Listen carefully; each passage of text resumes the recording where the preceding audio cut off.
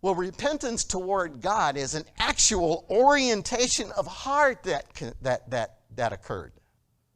It's an orientation of heart. The way you feel and the way you think has changed.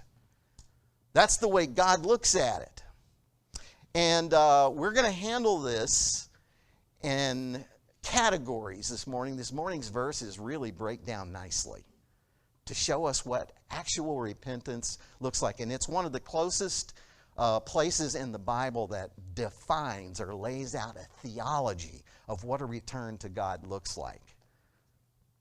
We're going to see this. Now, so I'm going to mention the categories real quick, but don't go there. Don't get confused there on my AV back there. All right, okay. So first of all, just get this.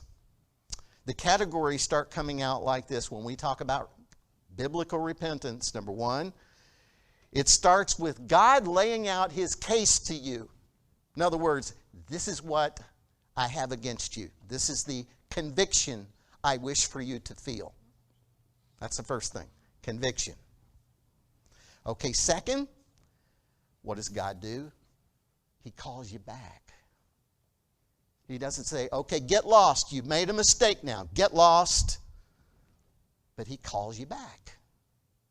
There's a call to return. That's number two. Then number three, he attracts you through disclosures of himself. Hey, I'm merciful. I'm a good guy. I'm sorry to say good guy. I'm merciful. I am the merciful God. I'm abundant in grace. And he lays out a better future for you. Okay, so he discloses who he is and the future that he has for you as a repentant person to attract you back. All right, so that's number three. Then number four,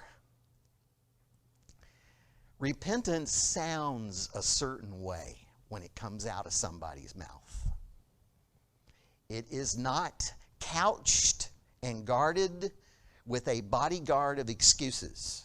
Well, you know, it's the way I was raised, and my mom, she hollered at me. My dad, he spanked me. My teachers didn't like me. Even the tooth fairy didn't come when I put my tooth on. You know, come on.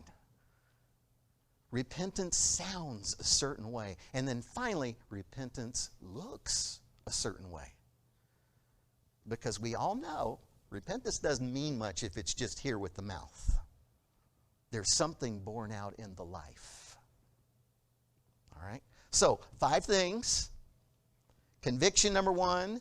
God calls back, number 2. God attracts back, number 3.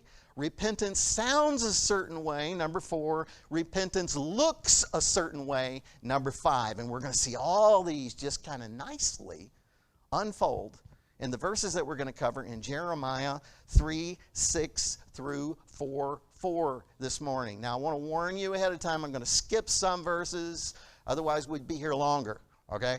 So I'm going to skip some verses, just enough for you to get the thought. But I'll read most of them, okay?